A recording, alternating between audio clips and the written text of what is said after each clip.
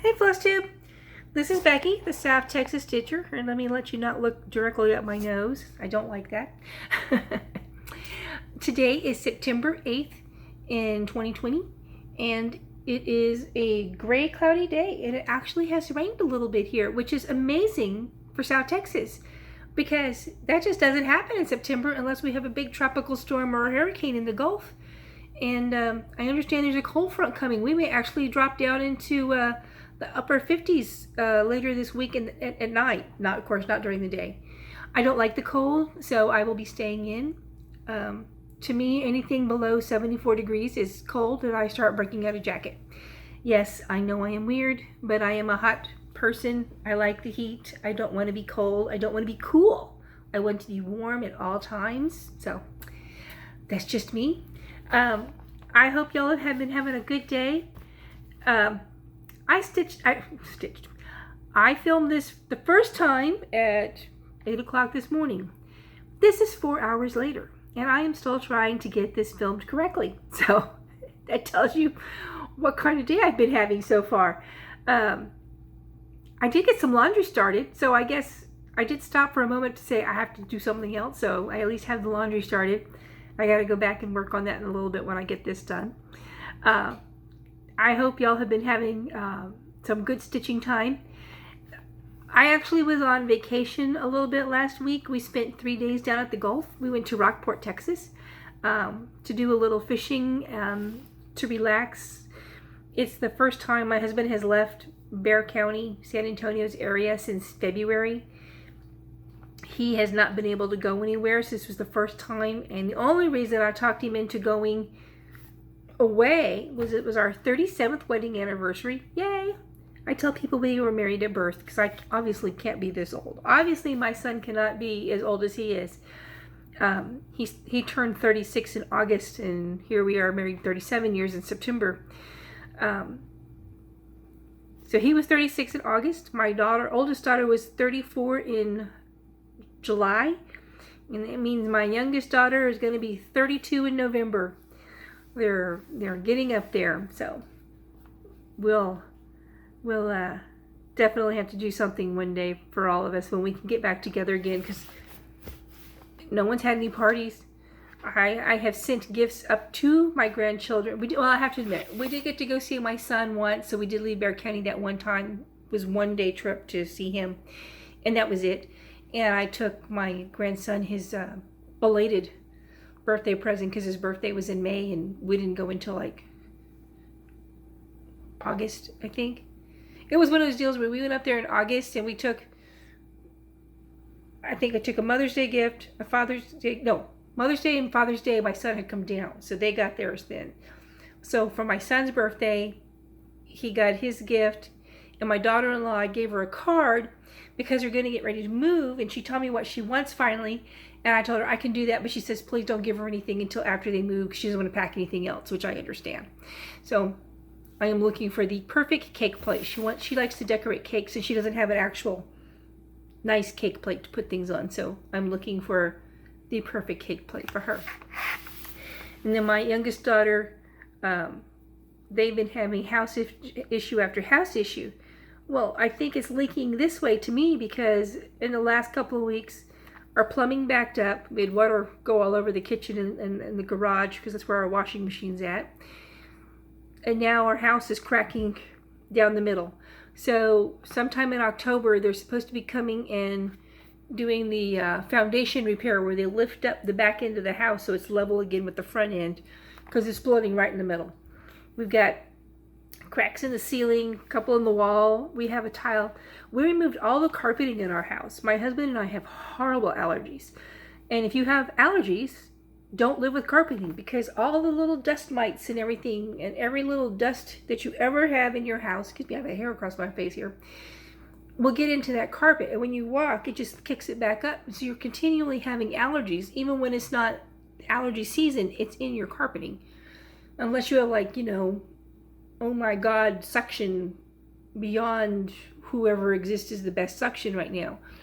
So we ripped out all the carpeting, and once we did, our allergy days dropped down to like a quarter of the time.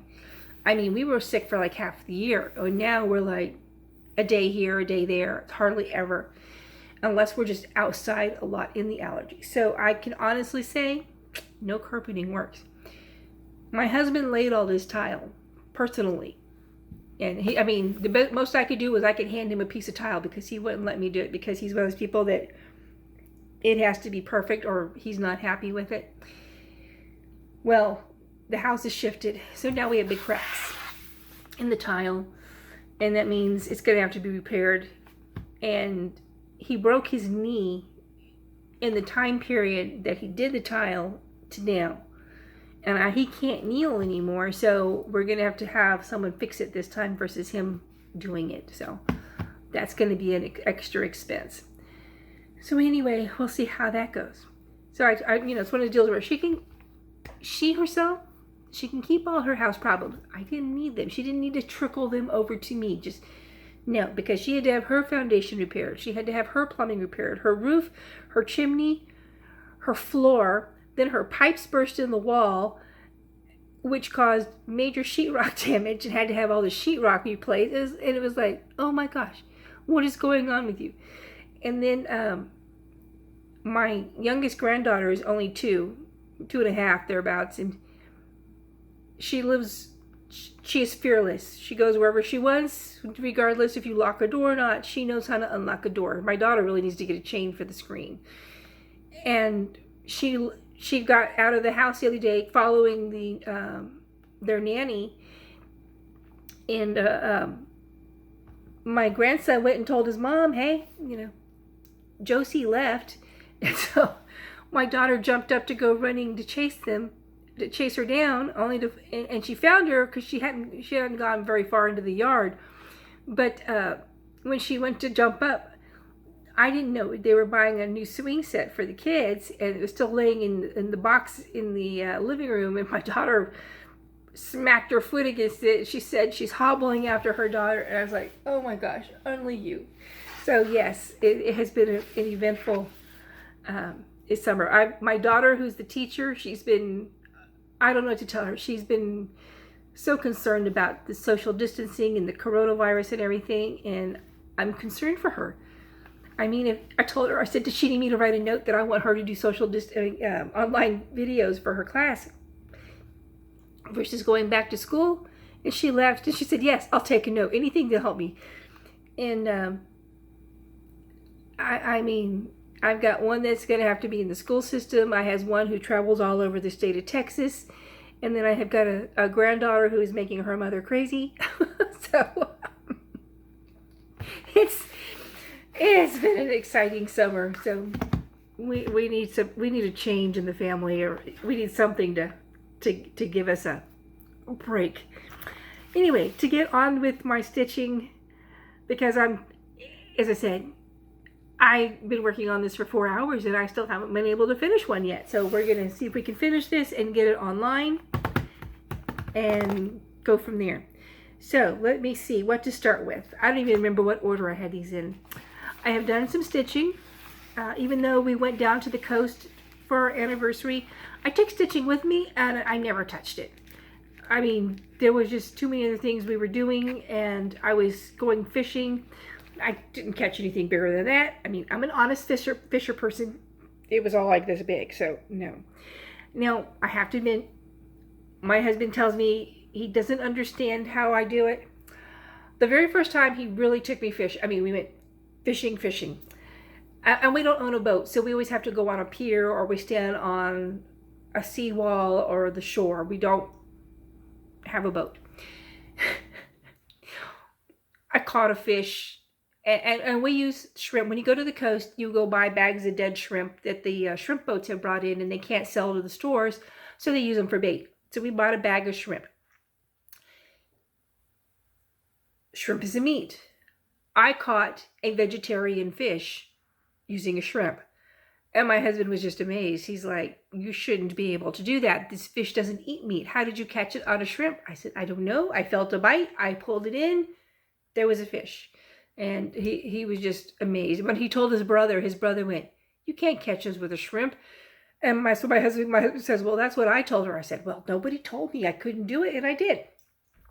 The next time we went down to Rockport, we were at an RV resort type place, and they had a dock at the end of their trailer area. So we went over there to fish off their dock. And I felt what I thought was a bite, and I cast it. I pulled up and cast and pulled, or not cast, but reeled it up and pulled it and reeled it up and pulled it. Got it to the shore. I never actually hooked the fish with a fish hook. Somehow, well, I must have been rolling or whatever was going on.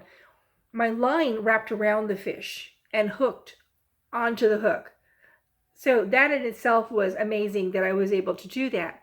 But because I kept pulling and he was fighting at first, and then I finally was able to just pull him in, I had wrapped the fishing line around him so tight it strangled him and his eyes were bulging out. It was a really gruesome sight. My husband really died laughing. He says, it'd almost be worth it just to cut the line and throw away this part. I was like, if you want to do that, you go ahead.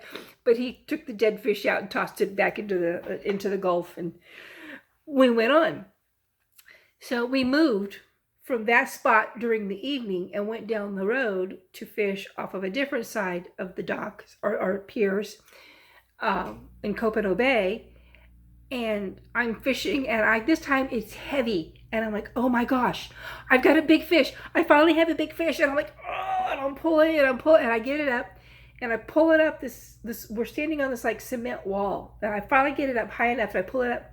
It is a dead fish, but it's a big dead fish. But for some reason, this dead fish was acting funny. Anyway, I pull it up, and just as I'm about to pull it up onto the dock area that we're standing on, I realized the reason I was having trouble was because this blue crab that was about the size of a dinner plate is sitting on the other side, clinging to it, eating as I'm pulling, because my hook had gone through the bones of the dead fish. And he's eating, and I went, ah! And my husband turned around and he goes, oh my God, look at that crab. And the crab went and let go and fell back into the Gulf. And so all I caught was a really gruesome looking dead fish. And once again, my husband had to come and take it off because I wasn't touching that. So this time, I caught the uncatchable fish. I strangled a fish, almost caught a crab. So this time we go down. We both kept catching these little fish, and we're like, obviously they're in there where we're at. We're just not getting the big ones. We're almost out of shrimp. My husband had already quit fishing. He said, I'm just going to go over here and sit down and let you finish off the bait. I said, okay. So I had caught 2 little fish. They were redfish about that big. They're very good eating, but you have to catch one that's like, I think he said 18 inches long before you can keep it. And mine were like 6 to 7 inches long. The last fish I caught was a perch, which is this big. And I felt the tug, and so I reeled it in. I was like, oh, got one more. He had obviously eaten the bait. That's probably what I felt. But when I jerked the line, it didn't go in his mouth. Instead, it hooked him in the eye. So I blinded a fish this time. So my husband comes over and he goes, what is it with you and maiming a fish? So he unhooks the fish and tossed it back in. So I said, well, Rockport Fulton their high school team are the Pirates, so I just made them a pirate fish. And he was like, ugh. And on that note, we went home, or went back to the hotel. So it was not a good day for fishing, or at least not for me. So I never come back from a fishing trip without some kind of weirdness. So, but I did get to use my new fishing pole, so on that I was happy. So on that note, I did start on Sunday the Coming to America pattern. This is the Coming to America. Everybody's supposed to be doing this in 66 days. I'm hoping I can do that. I did stitch Sunday and I've stitched Monday. I have not stitched yet today. Of course, I've been on videos all day today. And so this is what I've done in the 2 days. They tell me that I figured out if you stitch seven rows a day, that's 66 days. Or you're supposed to stitch 265 stitches a day, I think. Well, that's not quite 14 rows, but it is more than the 265. And then, of course, these are the colors.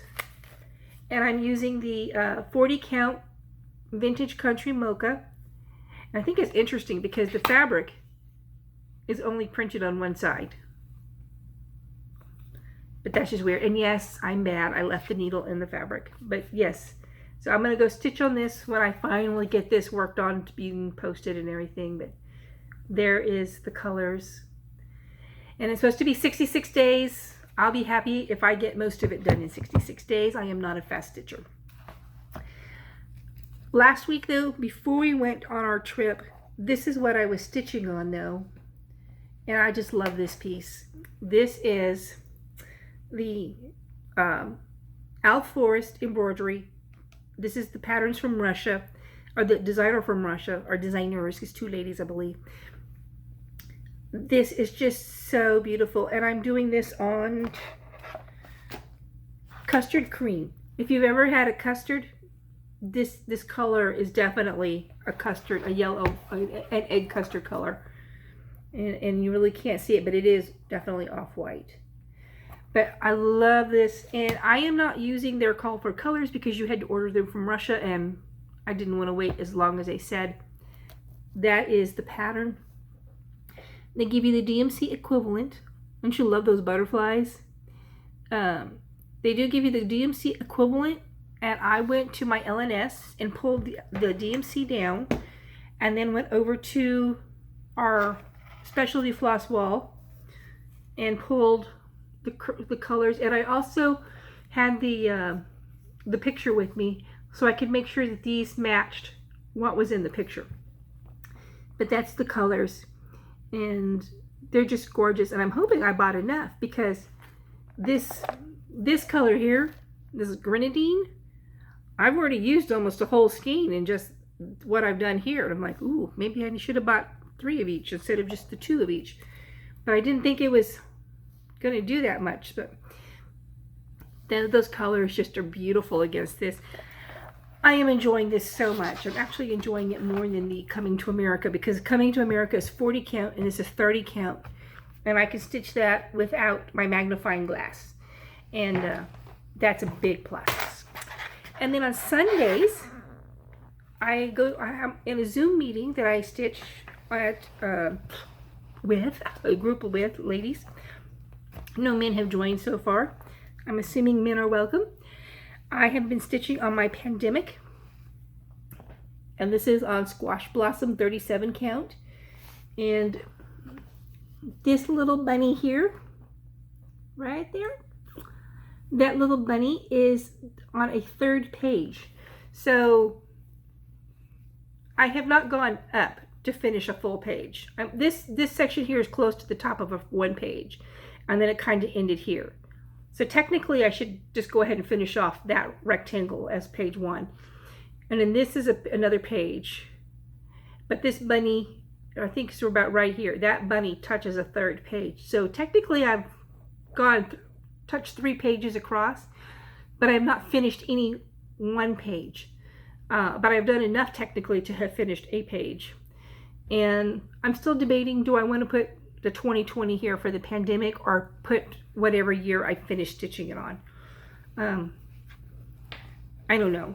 It's one of those decisions you need to make pretty soon because I am getting close to being finished with that part. It's one of the reasons why I haven't stitched too much on it lately, is because I haven't decided. Then that was the stitching. I didn't have any finishes this week. No FFOs, no finished objects, nothing like that. I did get the September RedBird designs, and he is a needleworking cardinal. He's got the needle in his beak, and he is so cute. But I'm not in any big hurry to stitch him. I loved the July one so much with the red pickup truck that I think I'm going to just leave him up there most of the year, and I'll do these and just have them on hand for whatever. Maybe I'll make these into ornaments.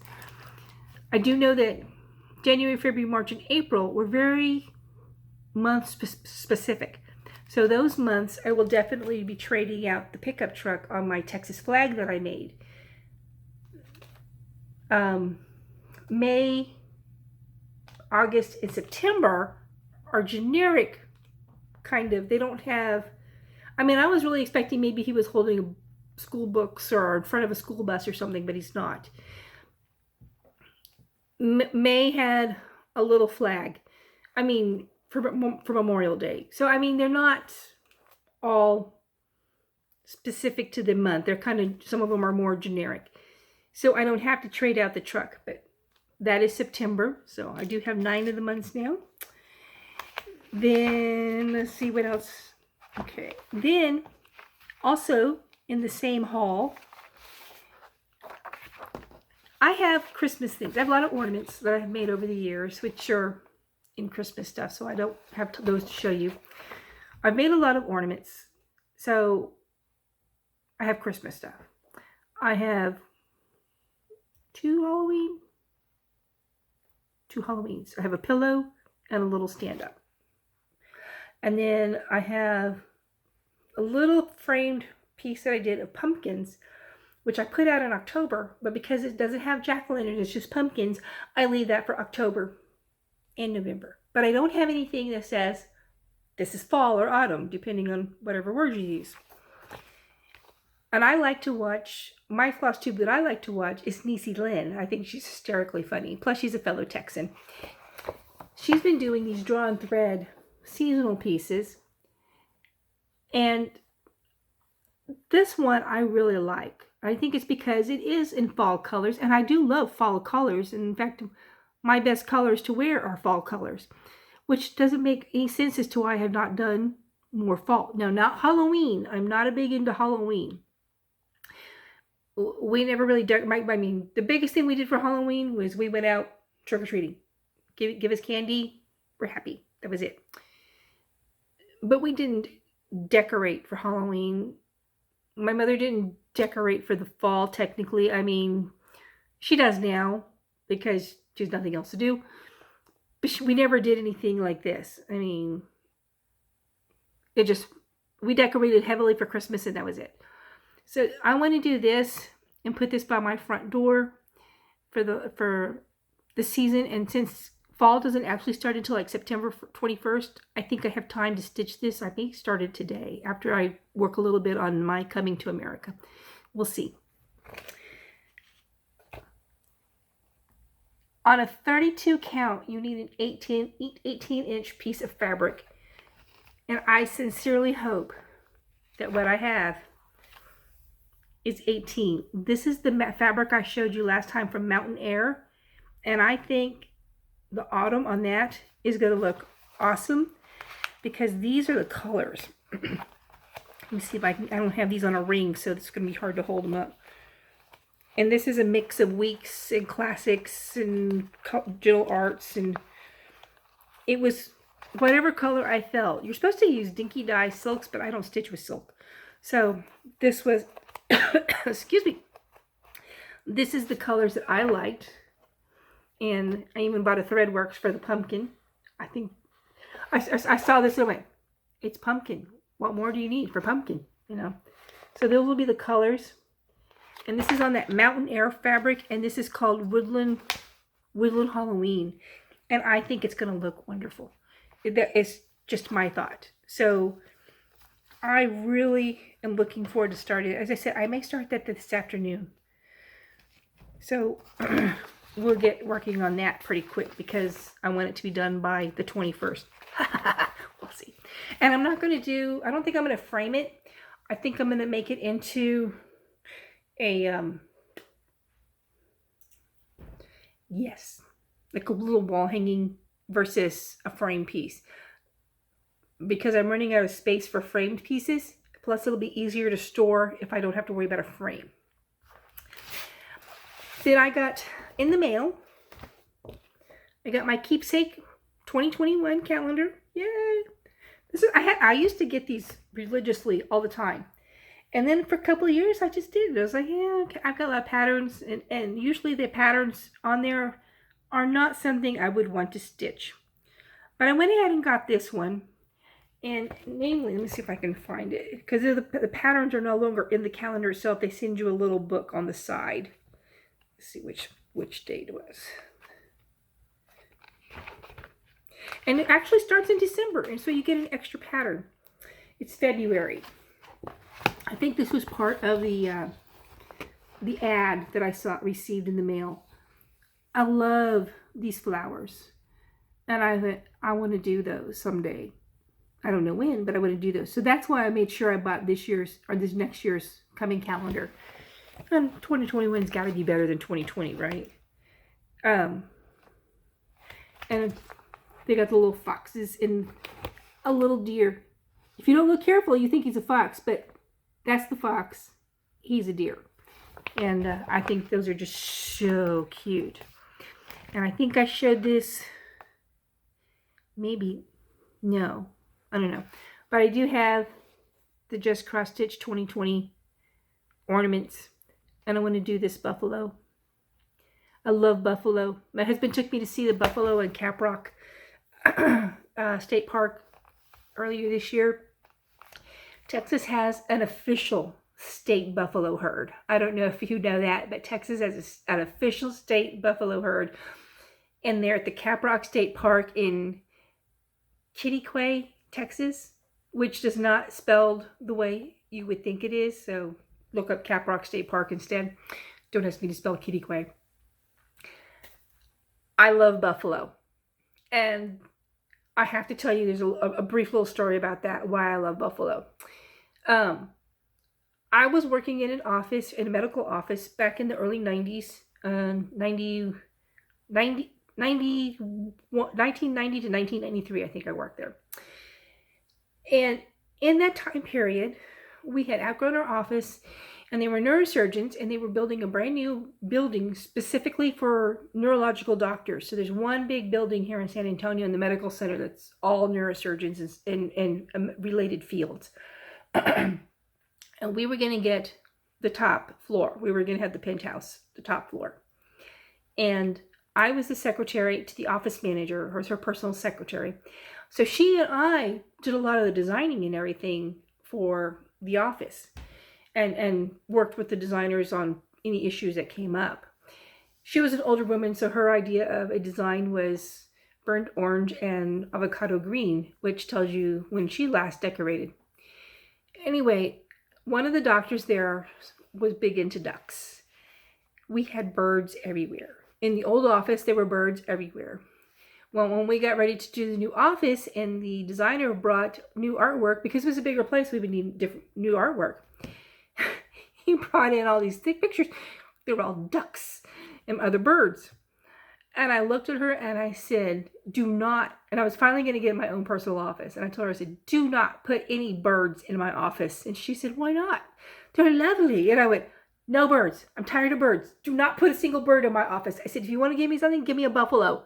And she said, a buffalo? I said, yes, they'll step on the birds. She laughed. I laughed.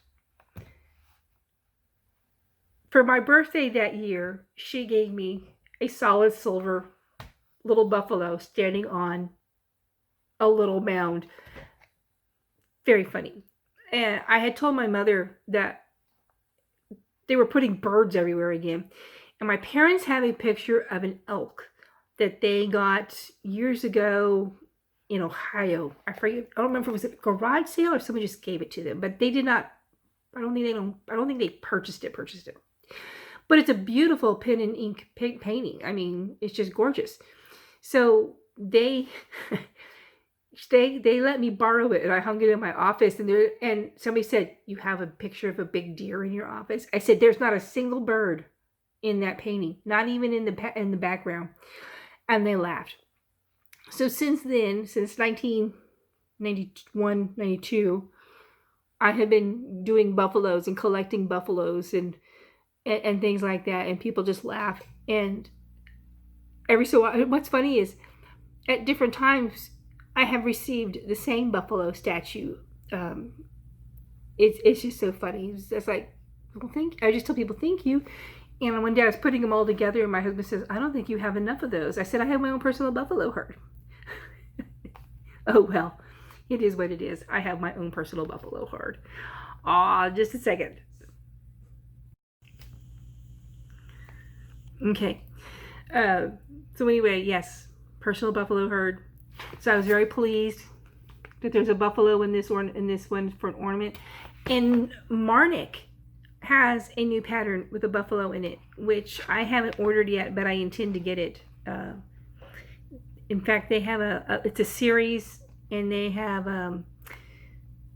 there's a bear, there's a whale, a buffalo, a wolf, and they're all on hearts. And I don't know what the series is called off the top of my head, but I have seen them and they're very pretty. But I definitely want the buffalo because everybody abuses the poor buffalo and just ignores them. When we went to Cap Rock, it was so funny. We got there early in the morning. We had gone, we went to North Texas, and it's up in the Panhandle area. We went to North Texas from South Texas, which is a day's drive for us. And we spent the night at a bed and breakfast in Matador, Texas, which has an excellent bed and breakfast. There's nothing else to do in Matador, but you can't sleep there. So we drove from Matador to the state park, which was about 45 minutes to an hour away. So we got there kind of early, right after the park was open to the public. And we went into the gift shop, because that's where you pay to go into the park and everything. While I was in there, I bought a stuffed buffalo, and I bought a t-shirt, and I bought a key ring, and I bought a sticker for the back of my truck. My husband just stood there shaking his head because I was like, there's buffalo. So when we pulled up, all you see is open ground and this brown building. So we had gone into this brown building, was the gift shop. We left, and there's little signs up, and they tell you, don't go next to the buffalo. Stay X amount of feet away. The buffalo, of course, have the right of way. And I mean, there's a listing of things. We were very conscious of this fact, and besides, I have no desire to actually run up there and touch the buffalo. Like those people who get gored or stepped on. It's like, really, people? It is a wild animal that outweighs you at least by 10 times, depending on your size. So don't mess with the buffalo. So we go back out to the car because you drive through the state park to see the buffalo. And they said, oh, they're out there. You just drive around. We said, oh, okay. We got in the truck.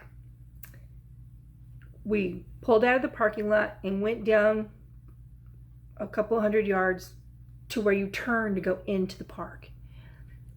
Just as we get to the stop sign to turn, the whole herd, it was their morning migratory section to go to the big open field. They all got up and walked across the road.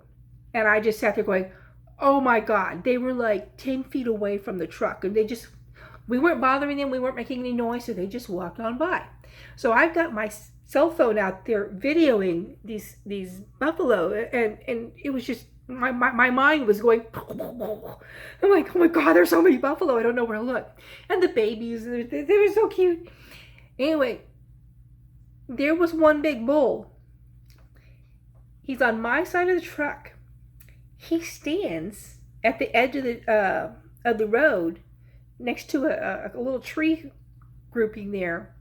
And he's watching us because we're the first car, because there's like 2 cars behind us. And you can see everybody's got their cameras out the window and stuff going, buffalo. Our truck's the kind that the driver has control of the windows if he wants. And my husband kept rolling down my window so I could get a better shot. Well, this bull is looking at me. And I've seen the videos of these bulls when they get mad at a vehicle and they ram the vehicle.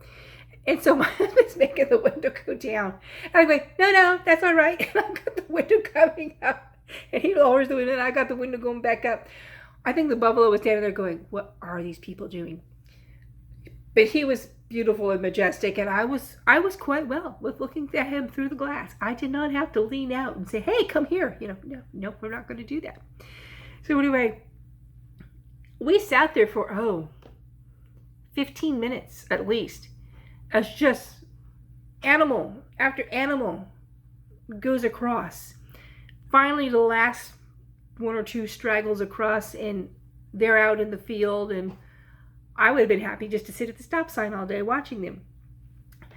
But we go to turn, and when you go to turn, you realize there's a big lake down the slope that you were supposed to, the first turn is a drive down, you realize there's a big lake, and there's hoof prints everywhere around the shore of this lake.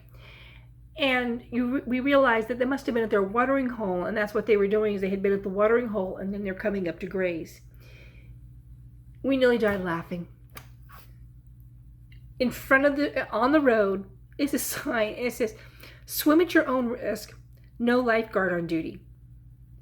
I kid you not. And I'm like, a lifeguard? And mind you, there are still buffalo standing in this lake, drinking and doing whatever rude things they were going to do into the water. And I was like, they're worried about a lifeguard? I'd be more worried about being, crushed to death by a buffalo that was unhappy that I was in his spot at the water. And my husband started laughing, and he goes, "Do you realize there are picnic tables down there?" And we're both looking at him and said, "No, absolutely not." Now, we did get out of the car. We did get out of the truck a couple of times, but we were not near any of the animals when we did. And we did walk to the edges of the cliffs and stuff, because it was the scenery up there is gorgeous. It's just beautiful, because it's like a miniature Grand Canyon almost up there.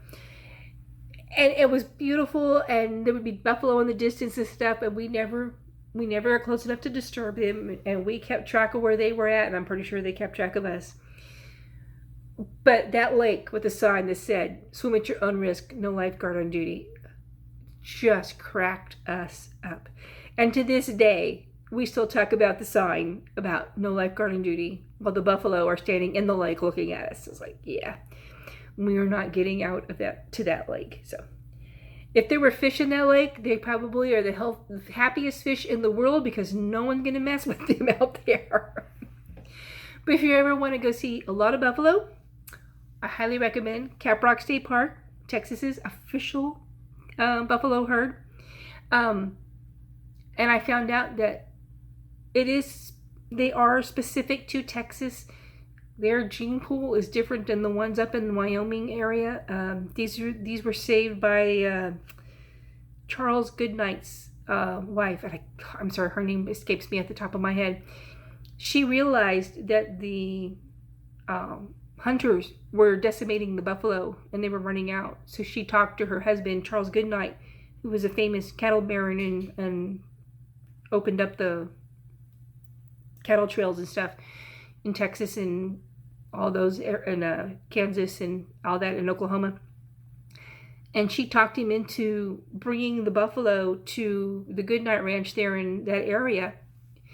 And so she was instrumental in helping save the Texas buffalo, which, as I said, were a different gene pool than the ones that are up in Wyoming and Montana. So they are definitely Texas buffalo. Gotta have it. Anyway, I'm just fascinated by buffalo. I'm sorry. I have a little buffalo right up there. See?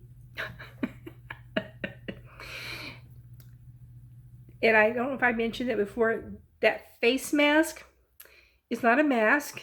When my daughter was going through art school, she had to do a bust. And I had been complaining to her, because she would tell me, she goes, "Oh, she passed whatever class in art." And I said, "Well, did you have to do artwork, or was it all reports?" She goes, "Oh, no, I did such and such and such and such and all these different art projects." I said, "Well, what do they look like?" And she says, "Oh, I gave them away." And I went, "I'm your mother. Why didn't I have them?" So, and she says, "Well," and then she would tell me, "Oh, it broke or didn't come out right." This piece was a bust. She had to do a bust. And when they went to fire them, hers exploded in the kiln. And they said you could tell that it was hers that exploded in the kiln due to the way the shards went out. When her bust exploded, it destroyed several other people's pieces. They were not all amused. Anyway, her professor saw that yes, she had the face and everything there, and the rest of the pieces were just toast. So she picked up those pieces and she brought it to me, and she laid them on the table and said, "Here, this is what's left of my piece that I made. You said you wanted to see it." And I went, "Well, I was kind of hoping for something that was in one piece." And she said, "I'm sorry, it busted." She exploded. So I was messing with them while she was sitting there, and I put them all together, and I said, well, that looks kind of cool.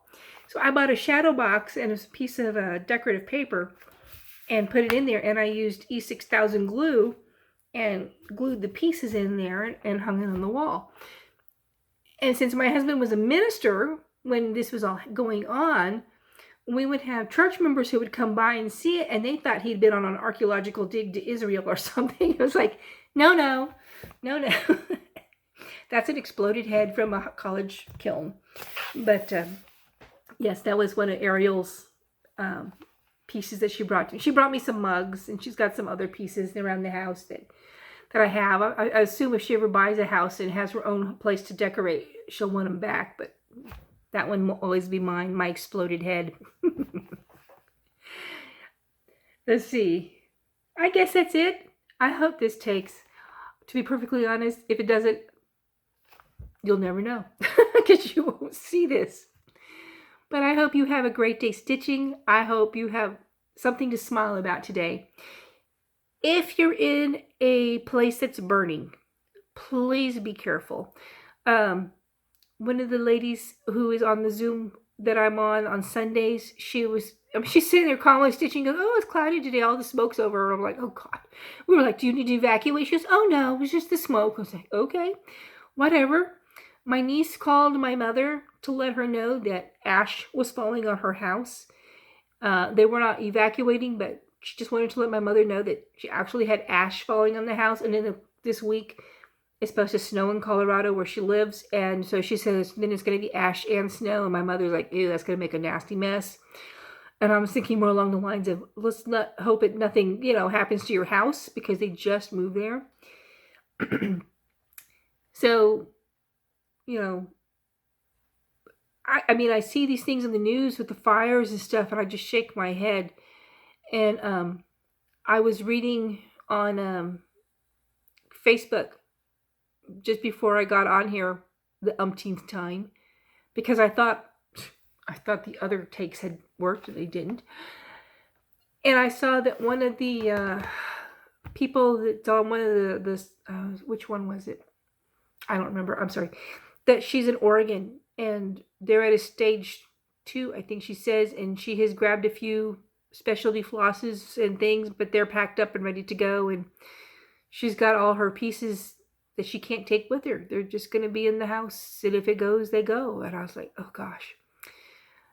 I feel like there should be a special repository someplace that if you're in a natural disaster, you could call and ask for a donation of like, I need, $100 worth of, maybe 2 pieces of linen, 2 patterns, and, 50 skeins of DMC and 2 specialty flosses or something like that. Just so to get you started again if you lose everything.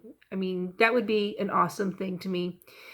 People who lose their stuff in a flood, I know some people have tried to, wash them out and save them, and sometimes they can, but not always.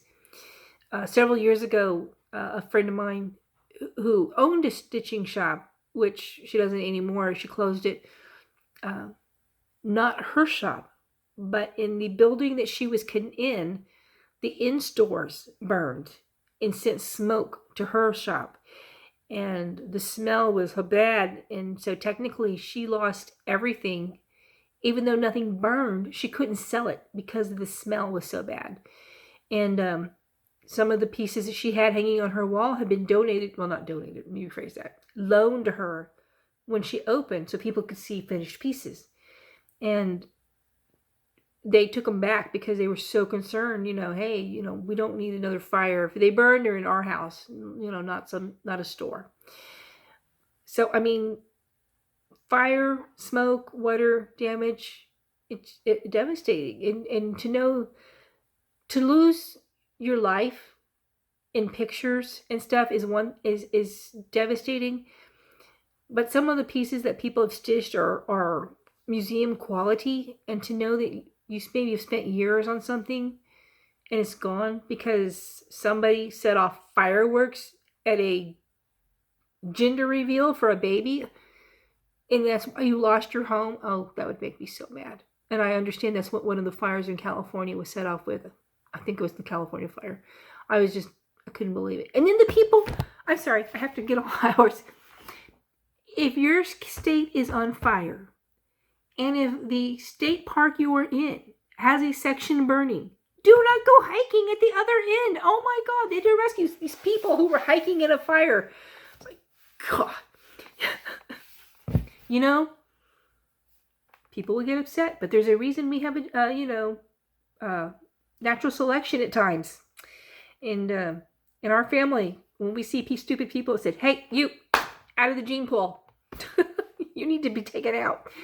So God bless them, but God needs to keep them because God watches over children and fools. And you know which ones you are. So anyway, on that note, I hope you have a great day stitching. I hope you have a safe day. Please be careful. I always tell my husband when he leaves, be careful, be safe, and be good. And he always tells me, I can be careful and safe. I don't want to be good. And it's like, you better be good. Anyway, y'all have a good day. I hope you have a great day stitching. And I will talk to you later. Bye.